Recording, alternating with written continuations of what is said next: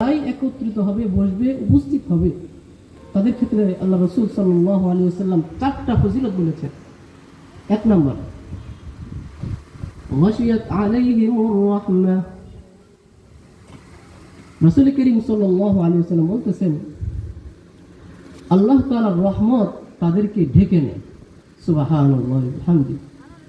তারপর বলতেছেন, ওয়া নাযালাত আলাইহিমুস সাকিনাহ।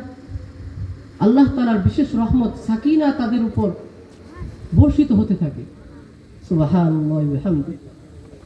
তারপর বলেন, নাযালাত আলাইহিমুস সাকিনা হাফাতহুমুল মালায়েকা। আল্লাহ তাআলার বিশেষ বাহিনী ফেরেশতারা তাদের চারদিকে বেষ্টন করে রাখে। সুবহানাল্লাহি ওয়া বিহামদিহি। তারপর 4 নম্বর যে ফজিলতটা বলেছেন, এটা আরো বেশি গুরুত্বপূর্ণ। ওয়াযাকারাহুমুল্লাহু ফী মান ইনদা। রাসূল করিম সাল্লাল্লাহু আলাইহি ওয়াসাল্লাম বলেন,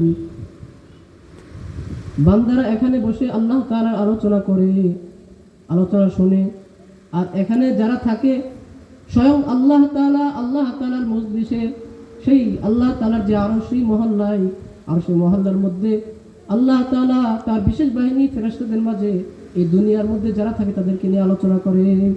সুবহানাল্লাহ। এই দ্বীনি মজলিসগুলোতে যারা থাকে, উপস্থিত হয়, কোরআনের আলোচনা যারা উপস্থিত হয়, স্বয়ং মহান রব্বুল আলামিন তাদেরকে নিয়ে আসমানে আলোচনা করে। এর চেয়ে ফজিলতপূর্ণ আর কি হতে পারে? এই জন্য সবসময় যখনই আমাদের সুযোগ হয়, আমরা এই জাতীয় দ্বীনি মাহফিলগুলোতে স্বেচ্ছা